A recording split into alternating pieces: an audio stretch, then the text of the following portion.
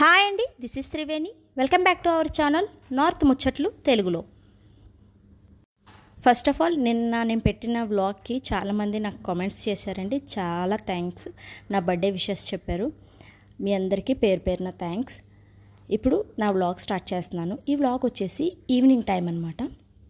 Evening 4 o'clockకి నా routine అనేది start అయిపోతుంది.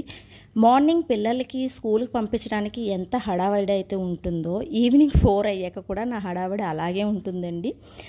పిల్లలకి ట్యూషన్స్, క్లాసెస్ చదివించుకోవడం, ఇంకా మళ్ళీ డిన్నర్, ఇలా ఇవన్నీ చేయడానికి ఫస్ట్ ఏం చేస్తున్నానంటే ఇడ్లీ పప్పు నానేసేస్తున్నానండి. ఇడ్లీ పప్పు 4 o'clock నానేసానంటే ఇప్పుడు నా పనులన్నీ అయిపోయినాక అది రుబ్బేసి మళ్ళీ మార్నింగ్ టిఫిన్కి మనకి ఇబ్బంది ఉండదని చెప్పేసి మార్నింగ్ టిఫిన్ ఇడ్లీ అనుకున్నా. అందుకని చెప్పేసి ఇడ్లీ పప్పు నానేస్తున్నాను.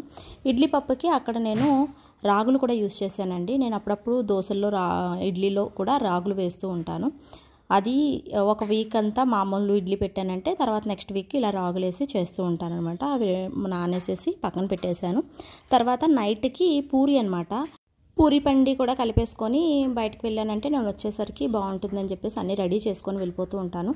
ఇందులో నేను గోధుమ పిండి, కొంచెం మైదా, కొంచెం ఉప్మా రవ్వ, నువ్వులు, పాలు, పంచదార అండ్ టేస్ట్కి సరిపడా ఉప్పు వేసి మనం పూరి పిండి ఎలా కలుపుకుంటామో అలా కలిపేసుకొని పక్కన పెట్టేసుకుంటున్నాను. తర్వాత ఈ రోజు నేను ఏంటంటే పూరి కర్రీ చేస్తున్నాను. పూరికి మాత్రం పూరి కర్రీ అయితేనే మా వారైతే తింటారు. అందుకని చెప్పేసి పూరి కర్రీ చేసేస్తున్నాను. పూరి కర్రీకి బంగాళదుంప మస్ట్ అండ్ షుడ్ కదా, అందుకని చెప్పేసి అవి కూడా ఉడకబెట్టేసి వెళ్ళిపోతున్నాను. అవి కూడా అయిపోతున్నాయి ఒక సైడ్న. ఇంకా ఈరోజైతే పిల్లలు పాలు వద్దని చెప్పారు. మా పిల్లలకి పాలు పెట్టడం అంటే చుక్కలు కనిపిస్తాయి అనమాట. అస్సలు వీళ్ళకి పాలు తాగడం అంటే ఇష్టం ఉండదు. కాకపోతే నేనే ఇంకా బలవంతంగా ఇస్తూ ఉంటాను. కానీ ఈరోజు మాత్రం అసలు పాలు వద్దు మాకు అంటే ఫ్రూట్స్ ఇచ్చేస్తున్నాను. పాపకి గ్రేప్స్ ఇస్తున్నాను. తనకి ఈ గ్రేప్స్ ఏంటంటే సీడ్స్ ఉన్న గ్రేప్స్ అనమాట. వీటికి తొక్క చాలా దలసరిగా ఉంటుంది. అందుకని చెప్పేసి నాకు తొక్క తీసి ఇవ్వు అని చెప్తే దానికి రెడీ చేసి ఇచ్చేస్తున్నాను. పాప అయితే డ్యాన్స్ క్లాస్ ఉంది ఈరోజు, అది రెడీ అయిపోయింది. అది డ్యాన్స్ క్లాస్ యూనిఫామ్ అండి. బాబుకి అయితే మాత్రం మిల్క్ షేక్ కావాలన్నాడు. ఇంకా సరేలే, సపోటా ఉంది కదా, సపోటా మిల్క్ షేక్ చేద్దామని వాడికి మిల్క్ షేక్ చేసేస్తున్నాను.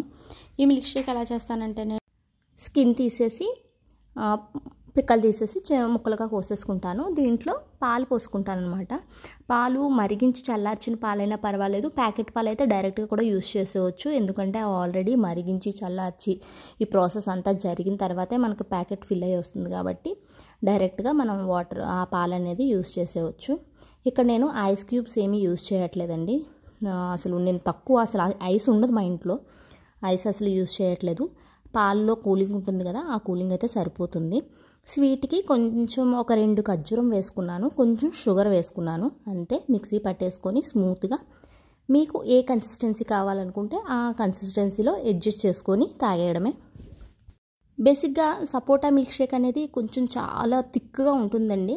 అందుకని చెప్పేసి నేను కొంచెం వాటర్ కూడా యాడ్ చేసి ఈ కన్సిస్టెన్సీ చేసుకున్నాను. ఇవేంటంటే జీడిపప్పు ఇలా ముక్కలు కూడా దొరుకుతుందండి మార్కెట్లో. నేను ఎక్కువగా ఇది తీసుకుంటూ ఉంటాను. ఎందుకంటే నాకు ప్రతి జ్యూస్లో అయినా ఆ జ్యూస్ తాగేటప్పుడు అవి తింటూ ఉంటే బాగుంటుంది. అందుకని చెప్పేసి అప్పటికప్పుడు అది కట్ చేసుకోవడం వేసుకోవడం అంటే కష్టంగా ఉంటుందని చెప్పేసి నేను ఇలాగా గుండ దొరుకుతుంది జీడిపప్పుది, అది తీసుకుంటాను. అది మామూలు మన జీడిపప్పు కన్నా ఇది కాస్ట్ కూడా కొంచెం తక్కువ అండి. ఇది మాత్రం 1 kg తీసి పెట్టుకుంటాను ఇంట్లో. ఇంకా అవి కూడా అయిపోయింది. ఇంకా ఈవినింగ్ అయితే మాత్రం గచ్చులు మనమే తుడుచుకోవాలి. మెయిడ్ అయితే రాదు, ఓన్లీ మార్నింగ్ పూట వస్తుందన్నమాట. వచ్చి తుడిచి తడిగుడ్లు పెడుతుంది. ఇంకా తను వెళ్ళిపోయిన తర్వాత ఎన్నిసార్లు తుడుస్తానో అది లెక్కే ఉండదు. ఎందుకంటే పిల్లలు ఇంకేదో ఒకటి వేస్తూ ఉంటారు. అందువల్ల ఇంకా అది పిల్లలు ఉన్న ప్రతి ఒక్కరికి ఈ విషయం తెలుసు, గచ్చులు అనేది ఎన్నిసార్లు తుడుస్తారో. బేసిక్గా ఏంటంటే మా పిల్లలు మధ్యాహ్నం పూట పడుకోరు. అంటే వచ్చి తిని ఇవన్నీ చేసి 3 అయిపోతుంది కదా, ఇంకా పడుకోబెట్టిన అనమాట. నైటే బేగా పడుకోబెట్టేస్తాను. కాకపోతే ఈరోజు కొంచెం వాళ్ళకి అనీజీగా ఉందంట, అమ్మ పడుకుంటామంటే సరే పడుకోబెట్టేశాను.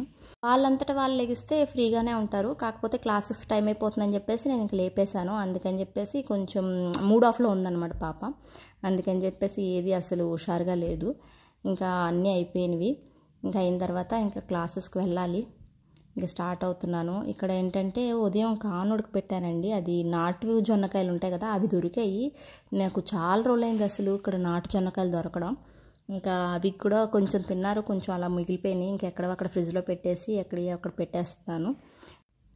వీడిక్కడ వేడి నీళ్ళు మరగపెట్టుకుంటున్నాడు. అంటే జ్యూస్ తాగాడు. జ్యూస్ తాగిన వెంటనే చల్లనీళ్ళు తాగితే గొంతు పడుతుందండి. అందుకని చెప్పేసి జ్యూసులు తాగినా, ఇలా మిల్క్ షేక్స్ తాగినా, ఐస్ క్రీమ్ తిన్నా, మీకు వాటర్ తాగాలి అనిపిస్తే మాత్రం కొంచెం గోరువెచ్చనే నీళ్ళే తాగాలండి. అప్పుడైతేనే మనకి గొంతు ఫ్రీ అవుతుంది. మనకి జలుబు దగ్గు వచ్చే ఛాన్సెస్ కొంచెం తక్కువ ఉంటాయన్నమాట. అందుకని చెప్పేసి వీడిని జ్యూస్ తాగాక కొంచెం వేడి నీళ్ళు తాగేస్తున్నాడు. ఇంకా మేము బయలుదేరాలి ఎక్కడ అన్నీ చేసేసి.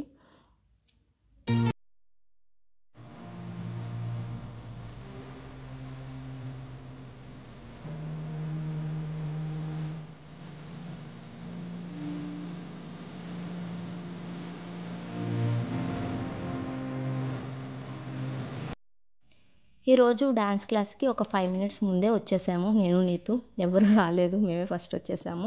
ఈ వర్షానికి ఈ గ్రాస్ కూడా ఫుల్గా పెరిగిపోయిందండి. ఈరోజు ట్రిమ్ చేసినట్టున్నారు. మొత్తం అంతా లెవెల్గా ఉందన్నమాట. ఆ పైన ఫ్లైట్ వెళ్తుంది. నీతు ఏమో అమ్మ ఫ్లైట్ అని చెప్తుంది. ఏంటోనండి, ఫ్లైట్ ఎన్నిసార్లు ఎక్కినా కింద నుంచి ఫ్లైట్ని చూస్తే మజా ఉంటుంది. అబ్బా వేరే లెవెల్ అనమాట అది. మీకు కూడా అలాగే అనిపిస్తుందా? అనిపిస్తే కనుక కామెంట్ చేయండి. ఇంకా కాసేపు అలా తిరుగుతుంది, అది కూడా చెప్పులు ఇప్పేసి నడుస్తుంది. పాపకి డ్యాన్స్ క్లాస్ అయ్యే వరకు నేను అక్కడే వెయిట్ చేస్తాను.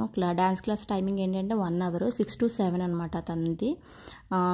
7కి అక్కడ అయిపోతుందంటే మళ్ళీ నేను ఇంటికి వచ్చేటప్పటికి ఒక 10 మినిట్స్ అలా పడుతుంది. వచ్చిన తర్వాత మళ్ళీ ఫ్రెష్ అయిపోయి పూజ చేసుకుంటున్నాను. ఈరోజు ఖర్జూరంకాయలు తీసుకున్నాను. ఇంకా అదే నైవేద్యంగా పెట్టేసి పూజ చేసేస్తున్నాను. అంటే యాక్చువల్గా మార్నింగ్ ఏంటంటే 3 days నుంచి మెయిడ్ రావట్లేదండి. అసలు తనకి ఏమైందో చెప్పక చేయకుండా మానేసింది. 3 days అయ్యింది, ఊరు వెళ్ళిందంట. ఇంకా అందుకని చెప్పేసి ఉదయం ఏంటంటే ఇంకా అన్ని పనులు వాళ్ళ స్కూల్కి పంపించి తడుగుడ్లు పెట్టి అన్నీ చేసేటప్పటికి లేట్ అయిపోయింది. అందుకని చెప్పేసి మార్నింగ్ ఆయనే పూజ చేసేసారు, మొత్తం అంతా క్లీన్ చేసేసి. అందుకని ఈరోజు ముగ్గులు కూడా లేవు. మండే ఫ్రైడే నేను ఖచ్చితంగా ముగ్గు పెడతాను. కాకపోతే నాకన్నా ముందు ఆయన పూజ చేసేయడం వల్ల మొత్తం క్లీన్ చేసేసి ద్వీపం పెట్టేశారు. ఇంకా నేను పూజ చేసుకునే సమయానికి ఇంకా ద్వీపం వెలుగుతూ ఉందన్నమాట. ఇంకెందుకులే అని చెప్పేసి నేను కూడా ఇంకా అలాగే పూజ చేసుకొని ఇంకెందుకు వచ్చేసాను. ఇంకా ఈవినింగ్ టైం ఇది పూజ అనమాట. ఈవినింగ్ టైం అయితే నేను ఇంకా అవేమీ సర్దను, అంటే తొడను. జస్ట్ పాత దీపాలు తీసేసి కొత్త ద్వీపం ఒకటి వెలిగిస్తాను అనమాట. ఇంకా అందుకని ఇంకా మామూలుగా ద్వీపం పెట్టేశాను. ఇంకా ద్వీపం పని అయిపోయింది. ఇంకా మళ్ళీ డిన్నర్ ప్రిపరేషన్కి వచ్చేసాను కిచెన్కి. ఇందాక ఆలు ఉడకబెట్టేసి వెళ్ళాను కదా, అవన్నీ తీసేస్తున్నాను అనమాట. తీసేసి పూరీ కూర చేస్తున్నాను ఈరోజు. పూరీ కూరకి ఆనియన్ ఎక్కువగా ఉంటే బాగుంటుంది కదా. ఇలా కోసేసుకొని ఇలా విడదీసేయాలన్నమాట. అలాగే వేసేయకుండా ఇలా విడదీసేస్తే రేకులుగా ఉంటుంది కదా. పూరీ కూర ఇలా చేస్తే బాగుంటుంది. అందుకని చెప్పేసి అవన్నీ విడదీసేస్తున్నాను.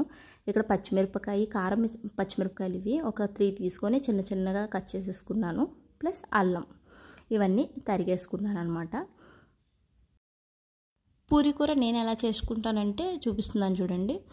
కళాయిలో ఆయిల్ వేసుకొని జీలకర్ర, ఆవాలు, పచ్చెనగపప్పు ఇవి కొంచెం వేగాక కరివేపాకు, పచ్చిమిరపకాయలు, ఆనియన్, అక్కడ అల్లం ఇవి కూడా యాడ్ చేసేసుకొని వేపేసుకోవాలి.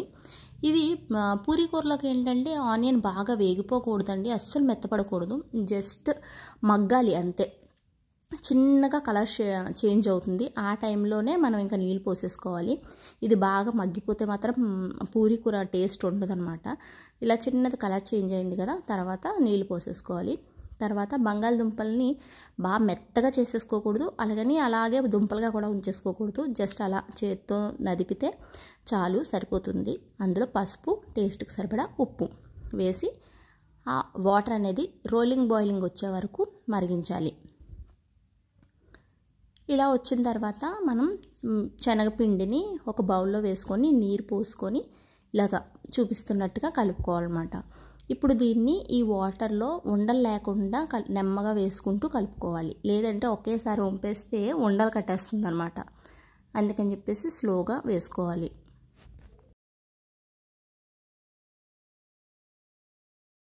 తర్వాత మూత పెట్టేసి కాసేపు మగ్గించుకోవడమే.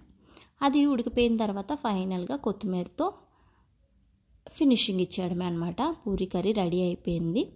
ఇప్పుడు నేను పూరీలు కూడా చేసేసుకుంటున్నాను.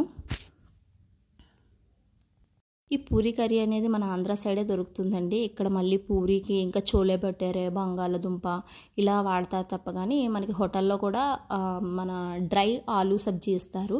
అంతేగాని ఇలా పూరీ కూర అలా ఉండదు ఇక్కడ. కాబట్టి అందువల్ల వీళ్ళు మాత్రం పూరి చేస్తే ఇదే చేయమంటారు. తర్వాత పూరి కూడా చేసేస్తున్నాను. పూరికి పక్కన ఆయిల్ వేడి చేస్తున్నాను అనమాట. అది వేడయ్యేలోపు ఇక్కడ నేను పూరీలు ఒత్తేసుకుంటాను. ఇందాక నేను ఆల్రెడీ కలిపి పెట్టుకున్నాను కదా, దాన్ని మళ్ళీ ఒకసారి ఒత్తేసుకుంటున్నాను. ఒత్తుకొని మనకి ఏ సైజు పూరి కావాలంటే ఆ సైజు ఉండలు చుట్టేసుకుంటాను అనమాట ఫస్టే. నేను ఇక్కడ పిండి ఒత్తుకోవడానికి వరిపిండి యూజ్ చేస్తానండి. వరిపిండి అయితే బాగా జారుతుందనమాట. చూడండి, నేను అసలు చేతితో పట్టుకోవట్లేదు, కర్రతో రుద్దుతూనే అది తిరిగిపోతూ ఉంది. అంత ఫ్రీగా జారుతుందనమాట వరిపిండి అయితే. మనం మాటికి దాన్ని పట్టుకొని తిప్పే అవసరం ఉండదు. అలా కర్రతోనే తిరిగిపోతూ ఉంటుందన్నమాట వరిపిండి యూజ్ చేస్తే. మైదా కానీ గోధుమ పిండి కానీ అయితే మళ్ళీ దానికి పట్టేసుకుంటూ ఉంటుంది, ఎక్కువగా కర్రకి పట్టేసుకుంటుంది. అందుకని చెప్పేసి నేను వరిపిండే యూజ్ చేస్తాను. ఇప్పుడు చూడండి, పూరీలు వేస్తున్నాను. ప్రతి పూరి కూడా చక్కగా పొంగుతుందండి. మీరు చేత్తో ఒత్తే వరకు అది అలాగే పొంగినట్టే ఉంటుంది, మెత్తబడిపోదు కూడాను. నేను చెప్పినట్టుగా పిండి కానీ కలుపుకున్నట్లయితే ఆయిల్ కూడా మీకు అబ్జర్వ్ చేయదు. ప్రతి పూరి కూడా బూరుల్లా పొంగుతూ ఉంటుందన్నమాట.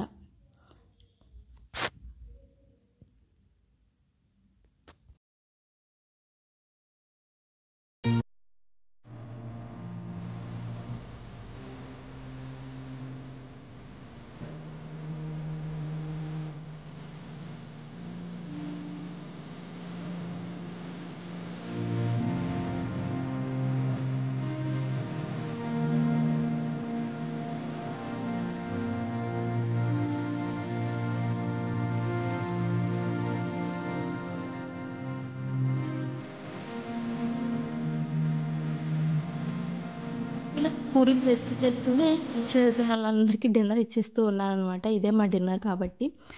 ఎందుకంటే చల్లారితే అంత మజా ఉండదు, అందుకని చెప్పేసి ఆయనకి పాపకి పెట్టేశాను. ఇప్పుడు నేను బాబు చేసుకున్నాం అనమాట. బాబు స్కేటింగ్ నుంచి రావడం లేట్ అయింది, అందుకనే మేము ఇద్దరం అవి చేసుకొని ఉంచాము. నెక్స్ట్ ఇదేమోసి, అమ్మ నీకు ఇన్ని గిన్నెలు ఉన్నాయా, ఇంత పని చేస్తున్నావా అంది. నేను ఏమన్నా పని చేస్తాను అంటే, సరే అయితే సామాన్లు ఉన్నాయి సర్దేస్తావా అంటే సర్దేస్తుంది అనమాట. తనకు తెలుసు అనమాట నేను ప్రతి సామాను ఎక్కడ పెడతానా అనేసి. మా పిల్లలిద్దరికీ కూడా ఎక్కడ ఏ సామాను ఉంటుంది, నేను ఎక్కడ పెడతానన్న విషయం వాళ్ళకి తెలుసు. ఎందుకంటే నేను చేసే ప్రతి పని వాళ్ళు అబ్జర్వ్ చేస్తారు. నాకు కిచెన్లో కూడా హెల్ప్ చేస్తూ ఉంటారు కదా అప్పుడప్పుడు, అందుకని వాళ్ళకి తెలుసు ఏ వస్తువు ఎక్కడ ఉంటుందో అని చెప్పేసి. ఇంకా మా వారికే తెలియదు అసలు కిచెన్లో ఏ వస్తువు ఎక్కడ ఉంటుందో అని చెప్పేసి, కానీ మా పిల్లలకైతే ప్రతి విషయం తెలుసు అనమాట. ఇంకా జస్ట్ బాబు నేను డిన్నర్ చేసాము, లైట్ పోయింది. ఛార్జింగ్ బల్బ్ అనమాట, కరెంట్ పోయింది. ఇంకా ఛార్జింగ్ బల్బ్తోనే సామాన్లు కిచెన్ అంతా క్లీన్ చేసేసాను. ఇంకా పప్పు ఉంది మీకు గ్రైండర్ వేయడానికి. ఇది ఇడ్లీ పప్పు కాబట్టి నేను గ్రైండర్ వేస్తానమాట. చూసారు కదా, 9:10 అయింది, కరెంట్ పోయింది. కరెంట్ వచ్చినాక మళ్ళీ పప్పు వేయాలన్నమాట. ఆఖరికి కరెంట్ వచ్చేసిన తర్వాత నేను పప్పు, ఇడ్లీ పప్పు అయితే గ్రైండర్ వేస్తాను, దోసల పప్పు అయితే మిక్సీ వేస్తాను. ఇప్పుడు గ్రైండర్లో పప్పు వేసేసి ఈలోపు నూకంతా కడిగేసుకుంటాను అనమాట.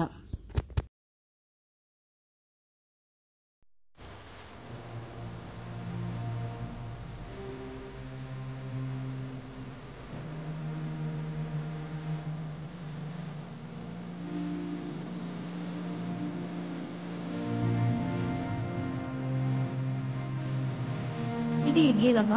నేను అక్కడ 1 గ్లాసు పప్పు తీసుకున్నాను, 2 స్పూన్లేమోని అది రాగులు తీసుకున్నాను. కాబట్టి ఇక్కడ నేను 3 గ్లాసులు రవ్వ తీసుకుంటున్నాను. అదే కనుక నేను రాగులు కనుక తీసుకోకపోతే 4 గ్లాసులు రవ్వ తీసేసుకుంటానండి. ఎందుకంటే నేను గ్రైండర్ యూస్ చేస్తున్నాను కాబట్టి పప్పు అనేది ఒదుగు అవుతుందన్నమాట. మిక్సీ అయితే ఎంత తక్కువ వేసుకోవాలి, కానీ గ్రైండర్ అయితే 1 గ్లాస్కి 4 గ్లాసులు ఈజీగా సరిపోతుంది. కానీ అక్కడ నేను రాగులు యాడ్ చేశాను కదా, అందుకని చెప్పేసి ఇక్కడ రవ్వ నేను 3 గ్లాసులే తీసుకుంటున్నాను. ఇప్పుడు అది వార్చేసాను, నీరంతా వారిపోద్ది. ఈలోపు పప్పు కూడా అయిపోద్ది అనమాట. ఈ పప్పుని అప్పుడప్పుడు నీళ్ళు పోసుకుంటూ ఉండాలి, అప్పుడు మనకి చక్కగా నలిగిపోతుంది. అక్కడ ఇది కూడా అయిపోయిందండి, పప్పు తీసేసే టైం వచ్చేసింది. దీన్ని తీసేస్తున్నాను. ఇలాగా తిరుగుతూ ఉన్నప్పుడే తీస్తేనే పప్పు అనేది ఈజీగా అయిపోతుంది అనమాట. ఆ మొత్తం ఆపేసి తీయాలంటే కొంచెం టైం టేకెన్ అనమాట. అందుకని చెప్పేసి నేను ఎప్పుడు ఇలాగే అది తిరుగుతూ ఉన్నప్పుడే పప్పు కొంచెం తీసేస్తాను. ఫైనల్గా ఉన్నది కొంచెం ఉంటే లాస్ట్లో తీస్తాను.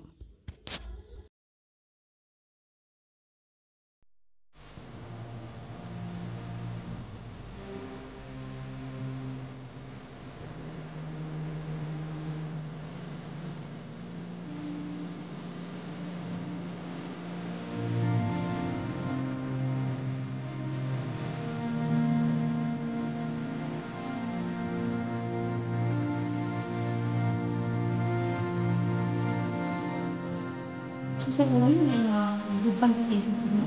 ఇప్పుడు రుబ్బు రవ బాగా కలిపేసుకొని మూత పెట్టేసుకుంటే మార్నింగ్కి చక్కగా ఫర్మెంటేషన్ అయిపోతుంది. ఇందులో నేను సాల్ట్ యాడ్ చేయలేదండి. నేను మార్నింగ్ యాడ్ చేస్తాను, ఇడ్లీ పెట్టుకునే ముందు సాల్ట్ యాడ్ చేస్తాను. అందుకనే ఇంక ఇది ఇలా పక్కన పెట్టేస్తున్నాను. ఇంకా ఇవి మళ్ళీ గిన్నెలు పడ్డాయి, అవి మళ్ళీ క్లీన్ చేయాలి, లేదంటే మార్నింగ్ అవి ఎండిపోతాయి. ఇంకా అవంతా చిరాకు, దాని బదులు ఇప్పుడే చేసేస్తే బెటరు. ఇంకా అందుకని చెప్పేసి అవి కూడా చేసేస్తున్నాను అనమాట. ఇంతేనండి ఈరోజు వ్లాగ్. రేపు మళ్ళీ ఇంకో వ్లాగ్తో కలుద్దాము. ఇంతకీ నా వ్లాగ్స్ ఎలా ఉన్నాయో కామెంట్ చేయడం అసలు మర్చిపోవద్దు. మీరు చెప్తేనే కదా నాకు తెలిసేది. కామెంట్స్ చేసి నాకు చెప్పండి మీ వాల్యుబుల్ సజెషన్స్ని. నెక్స్ట్ వీడియో నచ్చినట్లయితే లైక్ చేయండి, షేర్ చేయండి. ఇప్పటివరకు నా ఛానల్ కనుక సబ్స్క్రైబ్ చేసుకోకపోతే సబ్స్క్రైబ్ చేసుకొని పక్కనే ఉన్న బెల్ బటన్ నొక్కి ఆల్ అనే ఆప్షన్ ఎంచుకోండి. ఇలా చేయడం వల్ల నేను పెట్టిన ప్రతి వీడియో మీకు నోటిఫికేషన్గా వస్తుంది. ఇలా పనులన్నీ అయ్యేసరికి 11 అయ్యింది. ఇంకా వాళ్ళు పని చేసుకుంటున్నారు ఎవరి కాళ్ళు. ఇప్పుడు టైం ఎంత? చూడండి. I don't know. You don't know? Yes. Yeah. 11:10. 11:10. तो ఏం చేయాలి రేపు చుట్టి? నువ్వు ఎన్ని గంటలు పడుకోవాలి? 9 o'clock. మరి 9 o'clock పడుకోవాలి. ఇప్పుడు టైం ఎంత అయింది?